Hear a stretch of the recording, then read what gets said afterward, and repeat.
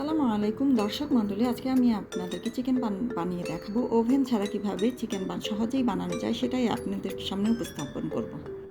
আর এই জন্য আমি প্রথমে নিয়েছি ইনস্ট্যান্ট ইস্ট 1 চামচ, লবণ প্রয়োজন স্বাদ মতো, আর দিয়ে দিচ্ছি 2 চা চামচ চিনি।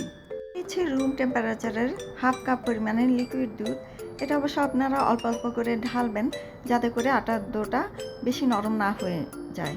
আর নিচ্ছে একটা ডিম আর 2 টেবিল চামচ খাবারের তেল। সবগুলো উপকরণ ভালোভাবে মিশানো হয়ে গেলে নিয়ে নিচ্ছি 2 কাপ পরিমাণের অল পারপাস ফ্লোর, অর্থাৎ আটা বা ময়দা 2 কাপ পরিমাণের নিচ্ছি। আটার ডোটা বানানো হয়ে গেলে এগুলোকে ঢেকে 2 ঘন্টার জন্য রেস্টে রেখে দিচ্ছি। চিকেন বান বানাতে মুরগির বুকের মাংস প্রয়োজন, আর এগুলোকে আমি এখন ছোট ছোট টুকরো করে চপ করে কেটে নিচ্ছি। রসুন আর 2 কাঁচামরিচ।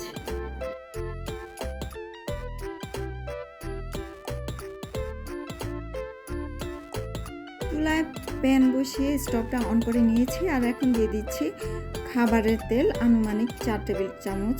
আর খাবার তেলটা গরম হয়ে এলে দিয়ে দিচ্ছি রসুন কুচিগুলো। আচ্ছা, দিয়ে দিচ্ছি হাফ চা চামচ আস্ত জিরা। রসুনগুলো কিছুটা লাল লাল হয়ে এলে দিয়ে দিচ্ছি 1 কাপ পরিমাণের মুরগির বুকের মাংস। দিয়ে দিচ্ছি স্বাদ মতো লবণ, আর দিচ্ছি আধা চা চামচ চিনি। দিচ্ছি 1 চা চামচ সিসাম সিডস, 1 চা চামচ চিলি ফ্লেক্স, আর 1/4 চা চামচ গরম মশলা। সবগুলো উপকরণ 2 মিনিটের মতো ভেজে নিয়ে দিয়ে দিচ্ছি 1 টেবিল চামচ লেমন জুস। এখন দিয়ে দিচ্ছি 2 চা চামচ কর্নফ্লোর। এগুলো ভালো করে নেড়েচেড়ে মিশিয়ে নিতে হবে। দিয়ে দিচ্ছি সামান্য দুধ, আনুমানিক 4 টেবিল চামচ মতো দিয়েছি।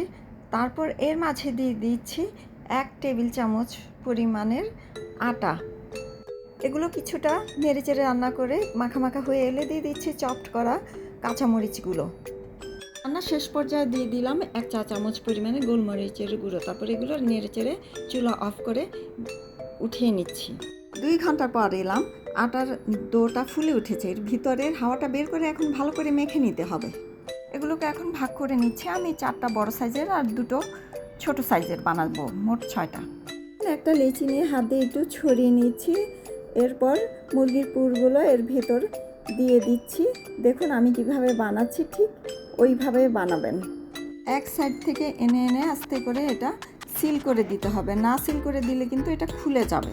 সবগুলো বানানো হয়ে গেলে একটা কাপড় দিয়ে ঢেকে 10 মিনিটের জন্য রেস্টে রেখে দিচ্ছি। অ্যালুমিনিয়ামের প্লেটে তেল ব্রাশ করে নিচ্ছি।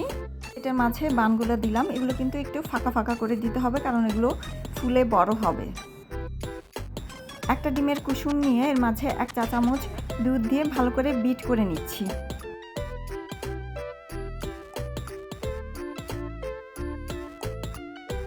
বড় পাতিলের মাঝে সাদা কাগজ বিছিয়ে একটা স্ট্যান্ড দিয়ে দিলাম, তার উপর বানের প্লেটটা বসিয়ে দিচ্ছি। বানের উপর ফাটানো ডিম ব্রাশ করে দিচ্ছি, এতে করে বানের কালারটা অনেক সুন্দর আসবে। এর উপর দিয়ে দিচ্ছি সামান্য সিসাম সিডস। রাখবেন চুলার আগুন প্রথমে হাই হিটে এবং পরে লো করে রাখতে হবে। এটা 20 মিনিটের জন্য ঢেকে দিচ্ছি এবং এর উপরে একটা পাথর দিয়ে দিচ্ছি যাতে বাষ্প না বের হয়ে যায়। বাকি বানগুলো আমি আরেকটা প্রেসার কুকারে বসিয়েছি সেম পদ্ধতিতে, তবে এখানে প্রেসার কুকারের শিসটা খুলে রেখেছি। 20 মিনিট পর ফিরে এলাম। ওয়াও, কালারটা খুবই সুন্দর হয়েছে, একদম দোকানের মতো। একটু ঘি ব্রাশ করে দিচ্ছি, এতে করে খেতে খুবই সুস্বাদু লাগবে। দেখুন কতটা সফট হয়েছে।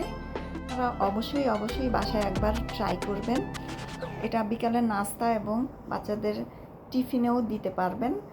আশা করি ভিডিওটি দেখে খুব সহজেই বানটা বানাতে সক্ষম হবেন। ধন্যবাদ সবাইকে ভিডিওটি দেখার জন্য।